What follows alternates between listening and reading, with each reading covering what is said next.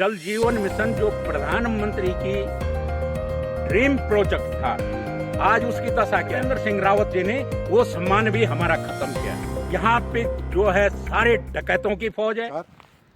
मैं मानन बरतवाल, नवक्रांति समाचार के लिए, और आज मैं पहुंचा हूं मयाली में। अचानक मयाली में मुझे एक शख्सियत दिखी, और वो शख्सियत जिनको कि मैं भली भांति जानता हूं राज्य आंदोलन के दौरान से। आइए आपको मिलाते उनसे। आप हैं पूर्व कमांडो और राज्य आंदोलनकारी श्री हयात सिंह राणा जी। हयात सिंह राणा जी के बारे में इस राज्य का कोई भी जो वास्तविक आंदोलनकारी हो वो जानता है। केवल जो कार्डधारी हैं, जिनका कार्ड राज्य आंदोलन का बना हुआ है, उनसे इतर इनकी भूमिका अलग रही। राणा जी, पहले तो आपका स्वागत है नवक्रांति समाचार में।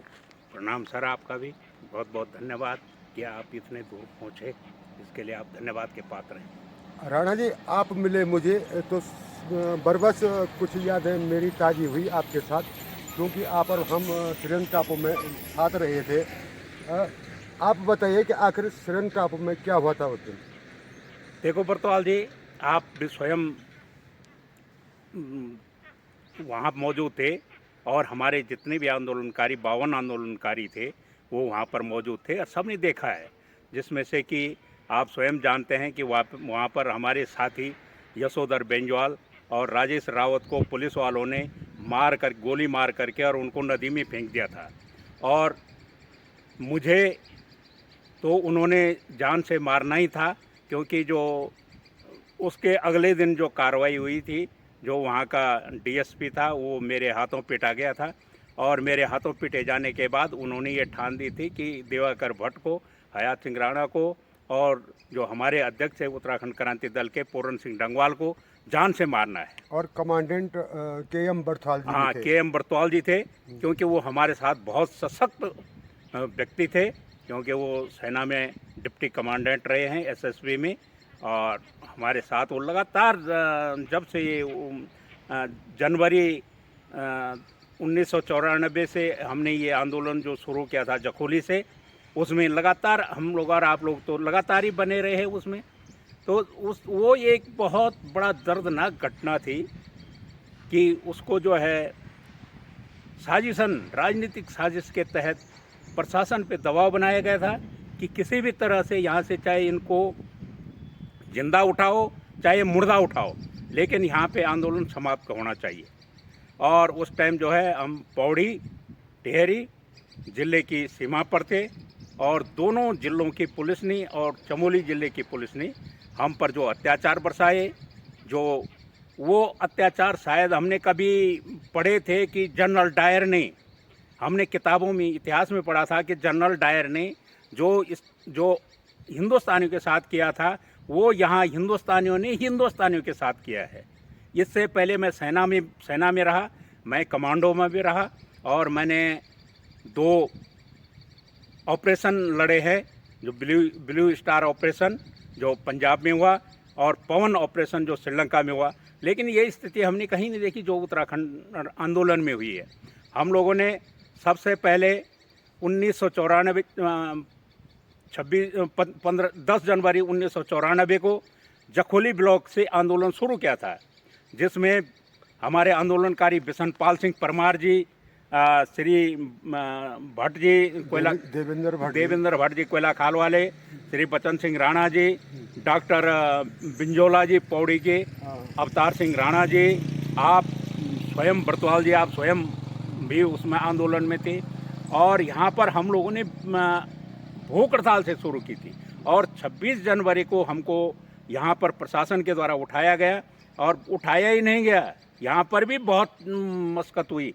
यहाँ पर सारे गांव के लोग, सारे हमारे कपड़िया, बचवाड़, बरसेर, चकोली आदि सारे कांडई वगैरह के लोग जो है हथियार को लेकर के जो है वहाँ पहुँच गए थे, जब पता चला कि यहाँ पुलिस आंदोलनकारियों को उठाने के लिए आ गई है। तो यहाँ पर बहुत जद्दोजहद हुई, और प्रशासन को कम से कम 6 घंटे लगे उठाने में, जिसमें कि हम लोगों को, कुछ लोगों को प्रशासन ने जो है बहुत गुमराह किया, और गुमराह करने के बाद हमको जो है सिविल ड्रेस में हमको जो है कैद करके रखा। लेकिन हमें इतना पता नहीं था, और उस दौरान उन्होंने, नहीं तो मेरे होते हुए तो किसी आंदोलनकारी को हाथ ही नहीं लगा सकते थे। क्योंकि मैं प्रत्यक्षदर्शी रहा हूँ, राणा जी को इतनी बुरी तरीके से पीटा गया कि इनके ऊपर 15 पुलिस वाले भीड़ रखे थे।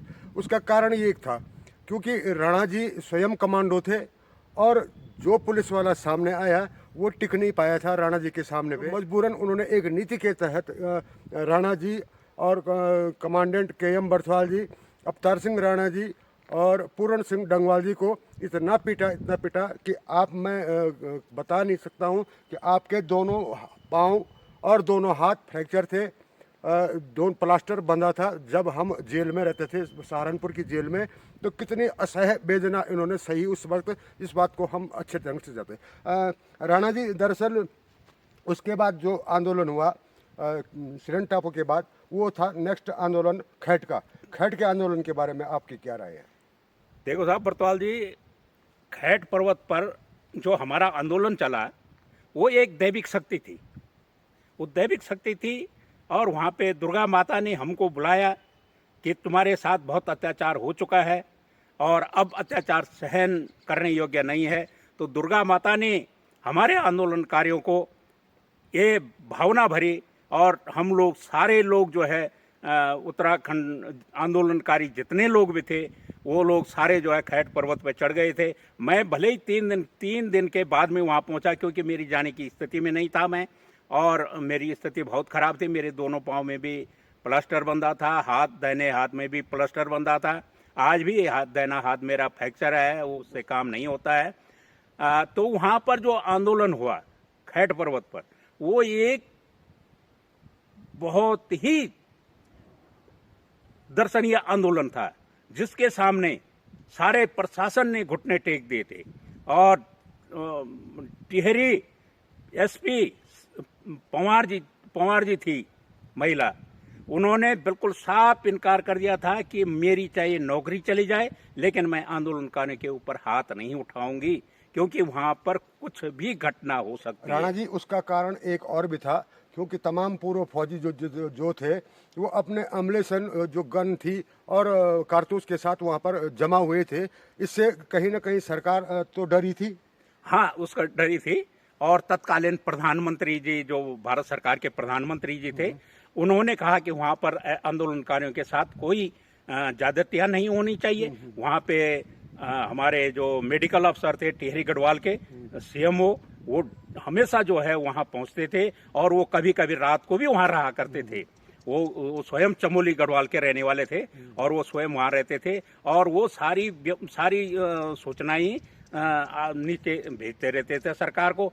और प्रधानमंत्री जी ने वहाँ पर कुछ दूरी पर जो है, वहाँ पर ये आछरियों का जो स्थान है, वहाँ पर एक हेलीपैड बनाने की उन्होंने व्यवस्था की थी। और उन्होंने ये कहा था कि मैं प्रधानमंत्री स्वयं जा करके वहाँ आंदोलनकारियों से वार्ता करूँगा। लेकिन वहाँ पे कुछ दैविक प्रकोप है कि वहाँ पर कोई हेलीकॉप्टर उतर नहीं सकता, क्योंकि उन आछरियों के ऊपर से कोई जा नहीं सकता है, क्योंकि वो बिल्कुल साक्षात देवियाँ हैं। और आज भी वो दिखाई देती है, और हमने भी देखा है उनको, हमने भी देखा है, रात को वो दिखाई देती हैं।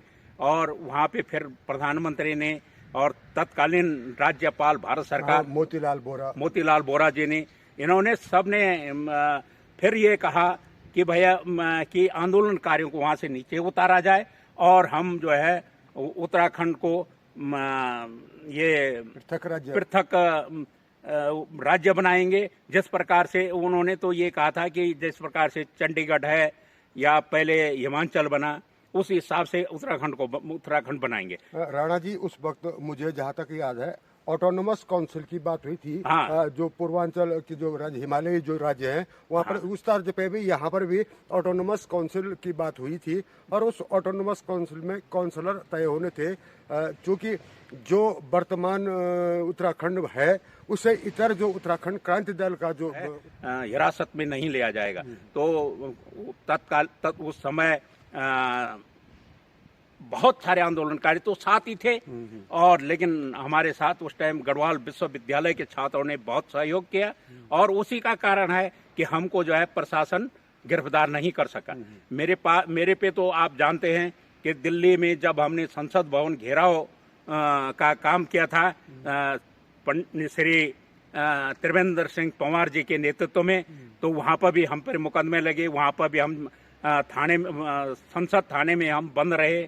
उसके बाद जब हमने 2 अक्टूबर को दिल्ली में रैली निकाली और दिल्ली में हमने जो कुछ किया, श्री इंद्रमणि बढोनी जी को हम मंच से नीचे लाए, तब भी मेरे पे गोली चली थी, लेकिन वो आप सब लोगों का आशीर्वाद रहा, बद्री केदार का आशीर्वाद रहा कि मैं सुरक्षित बच गया, हर जगह से बचता रहा।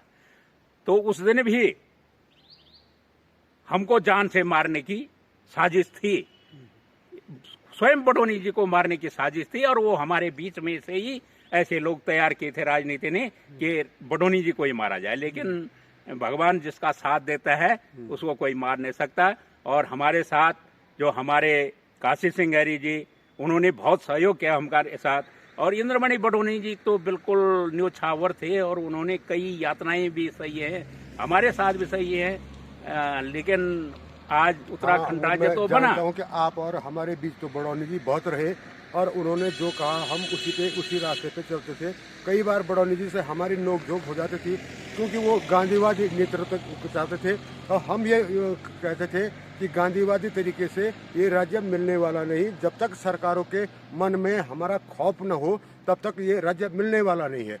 लेकिन देखा आपने कि सरकारें दमन करती रही, लाशें बिछती रही, बलात्कार और अपमान होता रहा।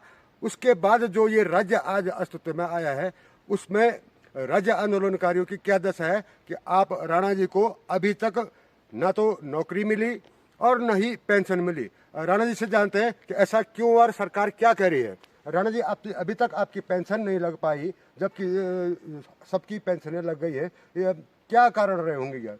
बरतवाल जी, आपको याद होगा कि जब ये शासन आदेश तत्कालीन मुख्यमंत्री पंडित नारायण दत्त तिवारी जी ने किया था कि जो आंदोलनकारी हैं, जो 50 साल से नीचे हैं, उनको नौकरी दी जाएगी, सरकारी नौकरी दी जाएगी, और 50 साल से ऊपर वालों को 3,000 पेंशन दी जाएगी। तो वो लागू किया था, और वो उस टाइम उन्होंने जियो किया, सब कुछ किया। और उस टाइम आप भी मेरे को रोज मिलते रहते थे, आपने भी कहा मैं नौकरी नहीं करूंगा, क्योंकि जुनून वही था, गर्म खून था, और राज्य के लिए कुछ करने का था आगे। तो आपको भी मैंने कहा था कि नहीं, आपकी उम्र है, आपको नौकरी ज्वाइन करनी चाहिए। और यहाँ पर एक लड़का था जो कि ब्लॉक में मुंशीगिरी करता था ठेकेदार के साथ, श्रीनगर का, उसके पास मैं स्पेशली अपने खर्चे श्रीनगर गया, और श्रीनगर में मैंने उसको जो है नौकरी ज्वाइन करवाई। मैंने कहा ये अभी नए बच्चे हैं, और नया हमारा उत्तराखंड तभी आगे बढ़ेगा जब हमारे लोगों को कहीं आर्थिक रूप से मजबूती मिलेगी। तो मेरी पेंशन लगी थी, मेरी ये 3,000 रुपये पेंशन लगी थी। और जब कांग्रेस की सरकार चली गई थी तो जियो तो था, तो उस टाइम जो पेंशन लगी थी वो मेजर जनरल भुवनचंद खंडूड़ी जी ने वो पेंशन लागू करवा दी थी, तो 3,000 हमें पेंशन मिलती थी। लेकिन जैसे ही बीच में फिर बीजेपी की सरकार आई, त्रिवेंद्र सिंह रावत जी मुख्यमंत्री बने, उन्होंने हमारी पेंशन को बंद करवा दिया। उन्होंने कहा कि जो जिन्होंने सेना में नौकरी की है उन्होंने बहुत बड़ा अपराध किया है, बहुत बड़ा गुनाह किया है जिन्होंने सेना में नौकरी की, इसलिए इनकी उत्तराखंड राज्य आंदोलन का सम्मान इनको नहीं दिया जाना चाहिए। मैं कई बार उनको मिलने में गया, लेकिन उन्होंने मिलने से बिल्कुल साफ इनकार कर दिया कि मैं सेना वालों को नहीं मिलता हूँ। और वहाँ से हमारा, जबकि सेवानिवृत्त न्यायाधीश विजय बहुगुणा जी जब मुख्यमंत्री थे तो उन्होंने उत्तराखंड राज्य आंदोलनकारियों की 2,000 रुपये पेंशन में बढ़ोतरी की थी। उन्होंने कहा इन्होंने उत्तराखंड, आज जो मैं मुख्यमंत्री हूँ, ये उत्तराखंड राज्य आंदोलनकारियों की बदौलत ही मैं मुख्यमंत्री हूँ, और मैं जो हूँ 2,000 रुपये इनको सम्मान के रूप में देता हूँ। हमें पेंशन नहीं मिल रही थी, वो आज भी वो पेंशन नहीं है जिनको मिल रही है, वो एक सम्मान है। पेंशन तो आदमी की उम्र के लिहाज से जो सरकारी तंत्र होता है उसके अनुसार पेंशन मिलती है, लेकिन पेंशन मिलती है, सम्मान ही कहा जाएगा। ये केवल सम्मान था। लेकिन त्रिवेंद्र सिंह रावत जी ने वो सम्मान भी हमारा खत्म किया। और उसके बाद हमने कई बार लिखा है, राज्यपाल को भी मैंने लिखा है, और मुख्यमंत्रियों को भी मैंने लिखा है, लेकिन हर बार उनका यही होता है कि तुमने सेना में नौकरी की और तुमको ये सम्मान नहीं दिया जा सकता। तो मैंने कहा सेना में हमने रिटायरमेंट के बाद आंदोलन किया, उत्तराखंड राज्य बना। आज देखो उत्तराखंड की, बरतवाल जी मैं आप इस चैनल के माध्यम से कहना चाहता हूं कि आज उत्तराखंड राज्य कोई देश की गिनती में नहीं है। यहाँ पे जो है सारे डकैतों की फौज है।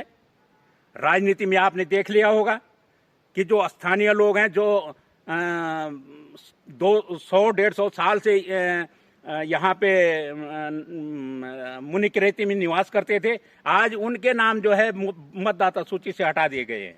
और जो रेलवे के मजदूर हैं, जो कुली है रेलवे में, उनके नाम जो है वो मतदाता सूची में चढ़ा दिए गए हैं, क्योंकि उनको उनके वोट उन्होंने दबाव में लेने। लेकिन स्थानीय लोगों ने भी तो उन्हीं के वोट देने थे। आज जो तुम विधायक बने हो, जो तुम अध्यक्ष बनोगे, मेयर बनोगे, तो उत्तराखंड के लिए तो बनोगे, लेकिन आप उत्तराखंड में नहीं। आज देख लो बरतवाल जी, मैं आपको कह रहा हूँ, मैं इस जखोली क्षेत्र में रहता हूँ और मैं हर जगह चलता रहता हूँ। आपने भी देखा होगा कि मैं हर जगह, मैं एक जगह नहीं बैठता। आज जल जीवन मिशन जो प्रधानमंत्री की ड्रीम प्रोजेक्ट था, आज उसकी दशा क्या है। यदि कभी मौका मिलेगा मैं दिखाऊंगा आपको इसी रोड पर कि करोड़ों रुपए की योजना जो है वो, उस पर पानी नहीं है। पाइप जो है सड़क से ऊपर है, जैसे ही गाड़ी चढ़ते वैसे पाइप टूट जाते हैं, और यहाँ तक कि लोगों के मकानों के पीछे जो है पाइप टूटे हुए हैं। और मखेत पेयजल योजना, कपड़ियाँ पेयजल योजना, ठेकेदार आधा काम छोड़ करके भाग गए हैं। ठेकेदार कौन है, यहाँ का है या बाहर का है? ठेकेदार का कोई पता नहीं है। ठेकेदार तो सरकार के हैं, सरकार लाती है ठेकेदारों को और सरकार उनको ठेका देती है, और सरकार, क्योंकि उन पर कोई अंकुश नहीं। आपने विभागों को अवगत कराया था? बिल्कुल, मैंने मुख्यमंत्री पोर्टल पर भी ये शिकायत की है, और डीएम साहब को मैंने 2 बार लिखा है, लेकिन डीएम साहब ने भी उस पर कोई एक्शन नहीं लिया, जबकि जल जीवन मिशन के जिले में जिला अधिकारी ही उसका अध्यक्ष है। वो हमने जो ट्रेनिंगों में जो हमें जो प्रशिक्षण दिया गया उसमें लिखा गया था, उसमें हमें बताया गया था कि जिला अधिकारी ही ये जल जीवन मिशन का जिले में अध्यक्ष होता है। लेकिन वो भी कार्रवाई करने में असमर्थ है। अब हम दोष तो डीएम को भी नहीं देंगे, क्योंकि सरकार जो है ठेकेदारों को ला रही है बाहर से खरीद करके। अब उनके कोई या तो रिश्तेदार हैं या उनके पार्टी के लोग हैं। अब डीएम भी उसमें कुछ नहीं कर सकता, डीएम भी क्योंकि सरकार के अधीन है, तो इसलिए शायद है डीएम साहब भी कुछ नहीं कर पा रहे हैं। और आज अब मैं कई बार चलूंगा, आप कभी आपका चैनल, आपके चैनल से मैं बताऊंगा, मैं योजना को सामने बताऊंगा, मैं झूठ नहीं बोलता। मैं जो बोलूंगा सामने बोलूंगा और दिखाऊंगा कि ये है पाइप, यहाँ से पाइप आया और इसके बाद छोड़ दिया गया है, और इसने जो है 2 किलोमीटर आगे जाना था, लेकिन और वो ठेकेदार का तो न कोई आता है न पता है। हमने कभी ठेकेदार देखा ही नहीं है कि ठेकेदार कैसा है और कौन है, लेबर काम करती। तो जैसा सुना आपने, राणा जी ने जो बात कही, वास्तव में जो राज्य आंदोलनकारी है उनका दर्द आज भी यथावत है, और जो षड्यंत्रकारी हैं, जो सरकारें चला रहे हैं, उनके पौ पड़े हुए हैं।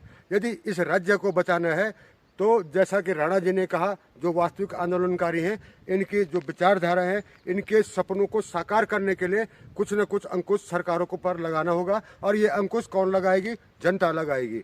जैसा कि राणा जी से सुना होगा आपने, मेरा मंतव्य इस चैनल के माध्यम से एक आंदोलनकारी होने के नाते अपना दर्द भी जनता के सामने रखना था, ताकि हुक्मरान सचेत रहे। धन्यवाद।